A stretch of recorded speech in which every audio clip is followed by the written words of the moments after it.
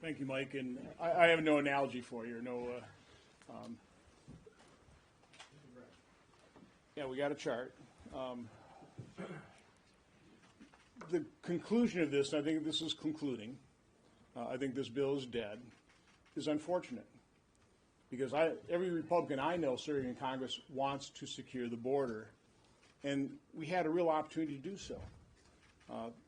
Democrats wanted funding for Ukraine. A lot of Republicans do as well. I think most of our fellow citizens want to help the freedom-loving people of Ukraine. But there are issues involved in that. But we had an opportunity to use the President's desire for funding for Ukraine to actually secure the border. The challenge for Republicans in this process was that Democrats actually want an open border. Certainly the President does. Most of the Democrat members of Congress want an open border. And they caused this process. I've been saying for quite some time now that negotiating with them on this issue is like negotiating with an arsonist to put out the fire that arsonist set. So what we should have done is we should have, first of all, had trust in the American public who, by and large, agree with us.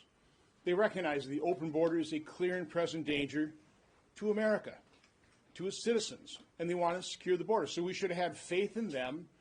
We should have had a very open process. And I would suggest what we should have started with is somewhat like Speaker Johnson has started, is he lays out all the authority that the President currently has to secure the border. The Supreme Court ruled on the Immigration and Naturalization Act that it exudes deference to the executive. Then we could have pointed to different areas of different court decisions that have weakened that authority, and we could have corrected those. The Republicans would have happily given the President Biden the authority that he now says he wants. I don't believe him. But we would have been happy to give him that authority to actually secure the border because that's what we want. The problem with this bill, and it's kind of demonstrated in this chart here, is it codifies an awful lot that we don't want. It normalizes thousands of people a day. It probably undermines a future president's ability to secure the border by having things like a discretionary threshold of 4,000. Well, what if you have a president in the future that wants to secure the border before it reaches 4,000? Have you undermined that president's ability? The fact that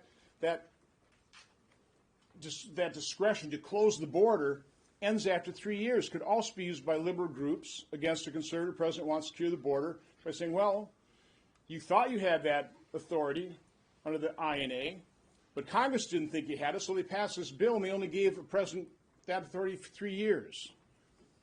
So the real tragedy of this process is that what the American people want, they're not going to get. And there was no reason for it. And the bill that was produced, and I think we all have a great deal of appreciation and sympathy for James Langford, who is knowledgeable about this, worked his tail off. But he was just facing that insurmountable hurdle of dealing with and negotiating with people that want an open border. It didn't work. Because that bill, in the end, would have probably done more harm than good by normalizing a flow of illegal immigration and undermining a future president who actually wants to secure the border. Quick shifting to Ukraine. I agree with my colleagues who are complaining about the process internally in our conference.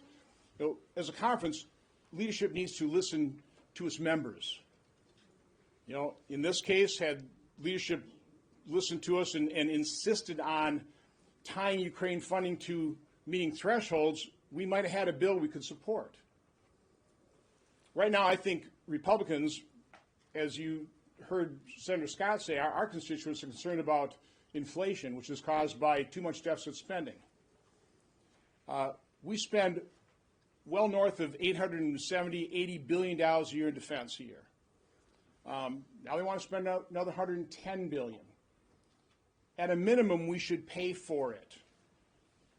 There's got to be some dollars, for example, in all the green energy boondoggle spending, that we can rescind to pay for security for Ukraine and Israel and Taiwan. So the principal position of the Republican conference in the Senate should be, we may or may not support funding for Ukraine, but if it's going to be given, it ought to, at a minimum, be paid for because we have to stop mortgaging our children's future. Now I'll turn it over to Senator Cruz.